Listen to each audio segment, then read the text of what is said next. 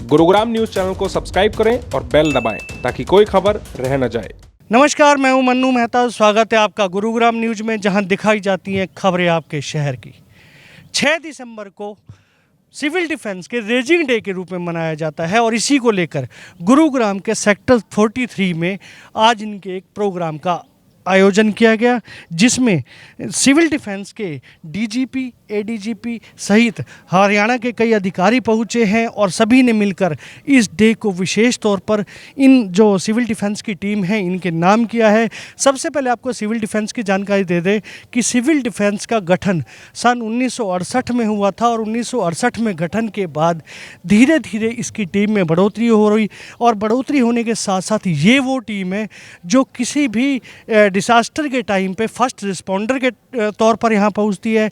हालांकि इनके साथ योगदान एनडीआरएफ हो, चाहे एसडीआरएफ हो या फायर ब्रिगेड हो या स्टेट पुलिस हो, उन सभी का योगदान अवश्य होता है, लेकिन फर्स्ट रिस्पॉन्डर के तौर पर ये सबसे पहले पहुँचते हैं और उसके बाद जो भी वहाँ पर ज़रूरत होती है या लोगों को किस तरह उस डिसास्टर से निकालना है, उसमें एक विशेष और महत्वपूर्ण भूमिका निभाते हैं।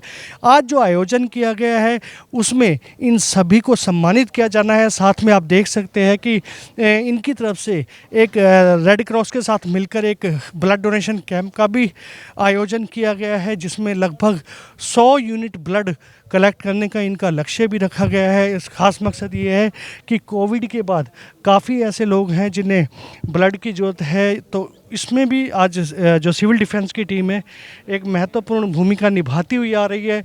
हरियाणा पुलिस के जवान खास तौर पर यहाँ ब्लड डोनेशन के लिए पहुँचे हुए हैं, उन्हें भी प्रोत्साहित किया जा रहा है। हालांकि कोविड के समय पे इन सब ने मिलकर इकट्ठे काम किया था, लेकिन आज भी ये एक ब्लड डोनेशन करके एक अलग योगदान स्थापित कर रहे हैं। वहीं जहाँ तक सिविल डिफेंस की बात है, सिविल डिफेंस की टीम चाहे गुरुग्राम हो या देश के कई अन्य शहर हों, वहाँ पर हमेशा ही अपना योगदान दिखाती है। भूकंप का समय हो, कहीं आगजनी हो जाए तो ऐसे में, या ट्रैफिक हो, ऐसे में इनकी टीम एक महत्वपूर्ण भूमिका के तौर पर सामने आती है। आइए हम सबसे पहले आपको बात करते हैं जो इनके एडीजी हैं मिस्टर उमेश शर्मा, कि कब उनका गठन हुआ है, किस तरह से सिविल डिफेंस की टीम आज हर मौके पर आगे रहती है या आगे आने वाले समय में इनका क्या विचार है। आइए इनसे बात करते हैं हम। इस सब पर ज़्यादा जानकारी के लिए इस समय हमारे साथ हैं ADG civil defence mister Umesh Sharma. आइए उनसे बात करते हैं। सर, अगर सिविल डिफेंस की बात की जाए तो आज सिविल डिफेंस की कितनी आवश्यकता है और किस तरह से इसका गठन हुआ था? सिविल डिफेंस का गठन अगर आप वैसे देखें तो हमारी पूर्व सभ्यता का एक पार्ट रहा है। ठीक है, चाहे आप हनुमान जी को संजीवनी बूटी लाते हुए देखिए या श्री कृष्ण जी को गोवर्धन पर्वत उठाते हुए देखिए, तो सिविल डिफेंस एक ऐसी आवश्यकता है जिसके बिना ये देश में रहना बहुत मुश्किल है। सिविल डिफेंस अगर आप देखें तो इसका गठन 1968 में जिसे बोलते हैं एक्ट पारित किया गया था संसद द्वारा। उसके बाद में इसको अगर आप ऑल ओवर इंडिया देखें तो ये एक नेशनल प्रोग्राम की तरह मनाया जाता है। सिविल डिफेंस का मेजर रिक्वायरमेंट जो है वो रिक्वायरमेंट उस टाइम पे देखा गया था कि सिर्फ मिलिट्री जो अटैक्स होते थे उनकी तरफ से देखा गया था, लेकिन इसकी कार्यशैली को देखते हुए, इसकी इफ़ेक्टिवनेस को देखते हुए 2009 में disaster management during the peace time disaster management को भी इसके साथ में जोड़ दिया गया।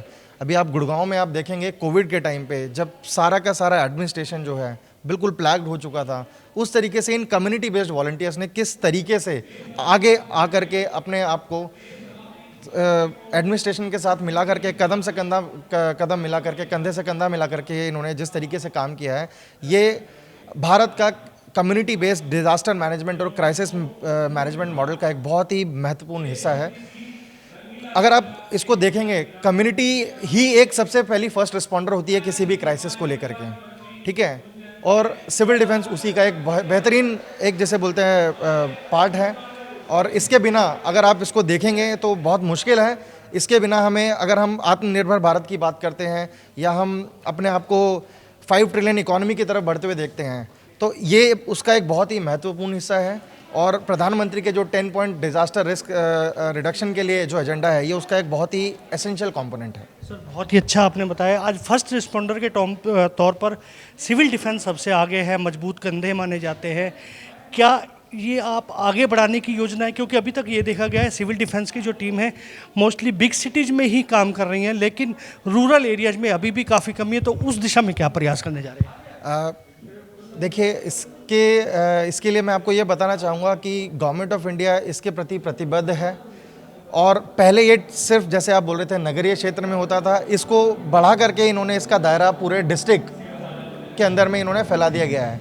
गवर्नमेंट ऑफ इंडिया ने सारे स्टेट गवर्नमेंट्स को एम्पावर किया हुआ है कि जिस भी डिस्ट्रिक्ट में आप सिविल डिफेंस की अपने कॉर्प्स को ऑर्गेनाइज करना चाहते हैं, वहाँ पे बनाना चाहते हैं, उसके लिए इनफ पावर्स हैं, इनफ पॉलिसीज़ बना के रखी हुई हैं गवर्नमेंट ऑफ इंडिया ने।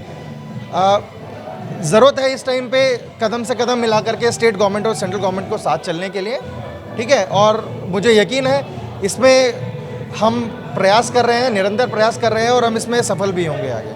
तो ADGP civil defence mister Umesh Sharma का भी कहना है कि हालांकि अभी तक ये लोग जो सिविल डिफेंस के जो कार्यकर्ता हैं वो नगरीय क्षेत्रों में ज़्यादा अपनी भूमिका निभाते हैं, लेकिन आने वाले समय में इन्हें रूरल एरियाज में भी भेजा जाएगा ताकि वहाँ के लोगों को भी कोई भी सहायता समय से मिल सके।